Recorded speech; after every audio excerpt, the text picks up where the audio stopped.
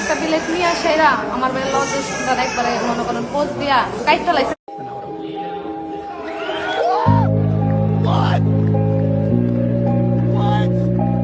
কাইটটা সেরা আপনার গেট লাগাই দিছে বাইরে দা বুঝতে পারে না আনসারে কয় আন্টি ধরেন আমার কাটতে লাইছে আমি কি আর কাটতে লাইছে আমার ভূতের আবার আমি ডাক দিছে আলামিন তুই দরজাটা খোল। ওর আগে যে বউ আছে ওইটার সাথে কথা বলে এই দেখা করে ওইটারই এখন আনবো। আমি গরজার দিতে লইছি সেরি দৌড় দেয়া আমার ঘরে হয়ে গেছে দৌড়া আকাশে আবার এই সকালে 6:30 বাজে এই সারা আবার দরজা বাড়ি দিছে আন্টি আন্টি দরজাটা খোলেন দরজা দেওয়া বাইরে আটকে লাইছে আমারে জবাই মানে আমি কি জবাই আটকে লাইছে মনে জামাইবো দুজনে লাগছে তাই লেলিগা মনে হয় আমার ঘরে সেরি দৌড় দিছে আগে পরে আমি কিন্তু মনে জামাইবো দুজনে ঝগড়া লাগছে তো সেরি আবার আমি সেরি কি হয়েছে সেরি আর কিছু কয় না সেরি আবার এদিকে দৌড় দিচ্ছে মানে আমি আবার সেরির ভাষে ভাষে হাসে জারুই আমার হাত তো জারু লই আমি আবার দৌড় দিছি আমি সেরি কি হয়েছে ক অনসারে কয় আন্টি ধরেন আমার কাটতে লাইছে আমি কি আর কাটতে লাইছে আমার ভূতের আবার আমি ডাক দিছে আলামিন তুই দরজাটা খোল তো দরজাটা আবার হয় খুলছে আমি আবার এক নজর চাই দেখি রক্ত আমি কি আলামিন তাড়াতাড়ি শরীরে দর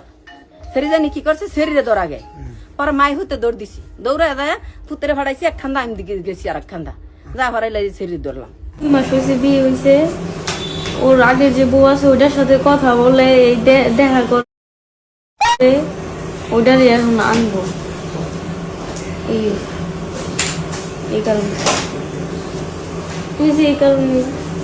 আমার ফ্যামিলির মানুষ এখন করে আমার মাইনে নেয় না আমার চাওয়ার কোনো জায়গা নেই। আমার ভাই আগে একটা বিয়ে করছে এটা মনে করেন ছাড়াছাড়ি হয়ে গেছে না হয়ে যাওয়ার পরে ওই মায়ের সাথে কোনো কথা নাই সম্পর্ক নাই যেহেতু এক এলাকার মা স্বাভাবিক এক রাস্তা দিয়ে চলাফেরা করলে দেখা হইবই কেন দেখা হইল কেন মানে পানি ভেঙে গেল না এই কারণে মনে করেন সারা রাত আমার ভাই আর ভাইয়ের সজাগ ছিল ওরা ঘুমাইছে না তো বলতেছে আমার ছোট ভাই যে আমার ঘুম আসতেছে যাই একটু ঘরে ঘুমায় ঘুমের মাধ্যমে নতুন একটা বিলেট নিয়ে আসে এরা আমার বেলা লজে সুন্দর একবারে মনে করেন পোজ দিয়া কাইটটা লাইছে সেরা আপনার গেট লাগাই দিছে বাইরে দা বুঝতে পারে নাই পরে বাড়ি হলে হাতেও তো রক্ত দেখে কই কি হয়েছে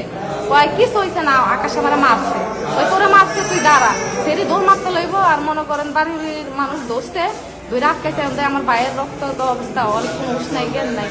পরে লোক হসপিটালে লেগে গেছে আমি সিরিয়াসলি অবস্থা অপারেশনও করে মনে করেন কাইটটা ফালাইও দিতে পারে রাখতেও পারে মানে খুবই অবস্থা খারাপ 5টা পরীক্ষা দিছে পরীক্ষার পরে ডাক্তার জানাইবো যে এটা ফালাই দিতে হইব নাকি এটা মানে রাখা যায়। মেয়েটির সঙ্গে 2 মাস পূর্বেই এই আকাশের বিবাহ হয়। বিয়ের আগে আকাশের স্ত্রী ছিল নদী নামে নদীর বাড়িটা আকাশের বাড়ির পাশেই কাছেই তো বিয়ের এই মিমের সঙ্গে আকাশের বিবাহের পূর্বে এদের দুজনের সঙ্গে প্রেমের সম্পর্ক এরপরে বিয়ে হয় বিয়ের পরে জানতে পারে যে এই আকাশ বিবাহিত তখন মিম আকাশকে বলে যে তুমি অবিবাহিত অথচ আমাকে এটা জানাওনি এই নিয়ে ওদের ভিতরে কথা হলে তখন আকাশ ওই তার প্রথম স্ত্রী নদীকে তালাক দিয়ে দেয় তালাক দেওয়ার পরে এরপরে দুজন একসঙ্গে থাকে এখন এই মুহূর্তে মিম দেখতে পায় যে আকাশ নেশা করে ও যেভাবে উল্লেখ করলো বাবা খায় অর্থাৎ বা সেবন করে এবং অন্য নেশার সাথে জড়িত তো এটা নিয়েও বাধা সৃষ্টি করে এরপরে তার তালাকপ্রাপ্ত স্ত্রীর সঙ্গেও অর্থাৎ নদীর সঙ্গে আকাশ যোগাযোগ রক্ষা করে এবং বিভিন্ন জায়গায় বেড়াইতেও নিয়ে যায় ঘুরতে যায় এই বিষয়টা নিয়ে ওদের ভিতরে ঝগড়াঝাটি হয় আকাশ প্রায় মিমকে মারপিট করে এই গত রাতের আগের রাতে একই ঘটনা নিয়ে মিমকে আকাশ মারপিট করে এরপরে এও বলে আকাশ যে আমি নদীকে আবার ঘরে তুলব স্ত্রী হিসাবে নিব তখন মিম এর খুব জিদ চাপে ও সারা রাত চিন্তা ভাবনা করে কি করা যায় ওর সকালবেলার দিক 6টার দিকে চিন্তা করে আজকে যে আমি যখন তার সংসার করতে পারবো না তা আমি ওকে কারো সংসার করতেও দিব না এই চিন্তা করে ওই ঘরে আগে থেকেই বেলেট ছিল